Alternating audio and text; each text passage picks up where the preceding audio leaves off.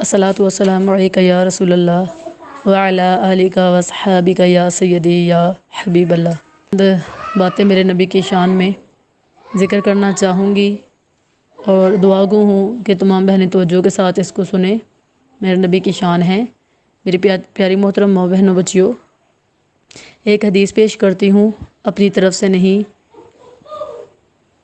نہ کسی مولوی کی بات کرتی ہوں، بات اس کی کہہ رہی ہوں جس کی بات پہ ہر بات ختم ہو جاتی ہے۔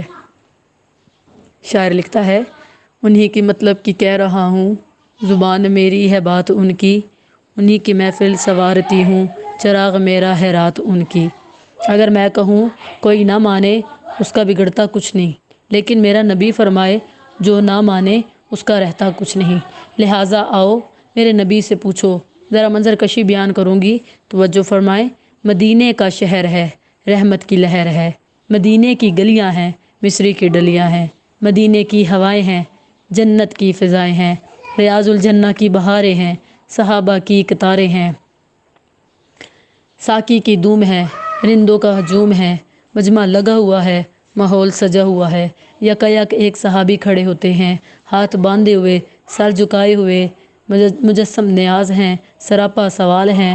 حضور صلی اللہ علیہ وآلہ وسلم نے اس کی حالت کو دیکھ کر فرمایا، اے میرے صحابی، تم کچھ پوچھنا چاہتے ہو؟ صحابی عرض کرتا ہے، حضور صلی اللہ علیہ وآلہ وسلم، بڑی دیر سے میرے ذہن کی سطح پر ایک سوال ابھرتا ہے، سوچتا ہوں آپ سے پوچھوں، پھر خیال آتا ہے کہیں آواز اونچی نہ ہو جائے، بے ادبی نہ ہو جائے، بارگاہ نبوت کے آداب میں فرق نہ آ جائے۔ وہ سوال میرے ذہن پہ سوار ہے، اس کا جواب سمجھ نہیں آتا، اگر اجازت ہو تو سوال پیش کروں ورنہ خاموش رہوں۔ یہ سن کر تاجدار مدینہ صلی اللہ علیہ وآلہ وسلم مسکرائے۔ جب حضور مسکرائے صحابہ کے چہرے چمکتے ہیں۔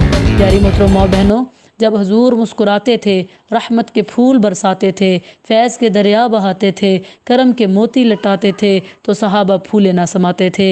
میرے آقا نے فرمایا، اے میرے صحابی، تو پوچھ میں بتاؤں۔ پوچھنا تیرا کام ہے، بتانا میرا کام ہے، سوال کرنا تیرا کام ہے، جواب دینا میرا کام ہے، مانگنا تیرا کام ہے، جولی بھرنا میرا کام ہے۔ تو گدا ہے، میں شاہ ہوں، تو بھکاری ہے، میں داتا ہوں، تو صحابی ہے، میں نبی ہوں۔ تو سوال نہ کرے تو صحابی کیسا، میں جواب نہ دوں تو نبی کیسا۔ میری پیاری محترم عزیز ماؤں بہنوں بچیوں، یہ صحابی حضرت جابر بن عبداللہ انصاری رضی اللہ تعالیٰ عنہ ہیں۔ بڑے ادب سے عرض کرتے ہیں، یا رسول اللہ صلی اللہ علیہ وسلم، آپ پر میرے ماں باپ قربان ہوں، بتائیے اللہ تعالیٰ نے سب سے پہلے کس چیز کو بنایا تھا؟ اور میں اکثر یہ سوچتا رہتا ہوں، جب خدا نے کائنات کو بنایا ہوگا، بساط زمین کو بچھایا ہوگا، آسمان کو ستاروں سے سجایا ہوگا، تو سب سے پہلے کون سی شے کو بنایا ہوگا؟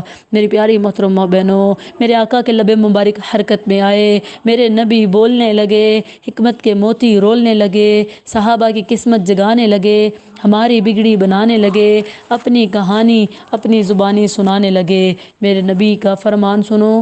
حضور صلی اللہ علیہ وآلہ وسلم نے فرمایا، اے جابر، تیرا سوال یہ ہے کہ اللہ نے سب سے پہلے کس کو پیدا کیا؟ اے جابر، تو کتنا خوش قسمت ہے کہ سوال بھی اسی سے پوچھ رہا ہے جو سب سے پہلے بنا ہے۔ اے جابر سن، اللہ نے 14 طبق کی کائنات بنانے سے پہلے تیرے نبی کا نور اپنے نور سے بنایا تھا۔ میری پیاری محترم ماں بہنوں، مضمون یہ ہوا کہ سرور کائنات صلی اللہ علیہ وآلہ وسلم نے فرمایا، اے جابر، جب اللہ نے تیرے نبی کا نور اپنے نور سے بنایا، اس وقت کچھ بھی نہیں تھا، نہ لوح، نہ قلم، نہ عرب، نہ عجم، نہ جنت، نہ نار، نہ آتش، نہ گلزار، نہ افلاک، نہ فلک، نہ بلبل، نہ چہک، نہ خشک، نہ تر، نہ ادھر، نہ ادھر، نہ کدھر، نہ جدھر، حتیٰ کہ نہ زمیں تھی، نہ زماں تھا، نہ مکیں تھی، نہ مکاں تھا، نہ چنی تھی، نہ چنا تھا، نہ ای تھی، نہ آ تھا، گویا کہ کچھ بھی نہ تھا، لفظ تھا بھی نہ تھا، بس پہلے خدا تھا، پھر اس کے بعد مصطفیٰ تھا۔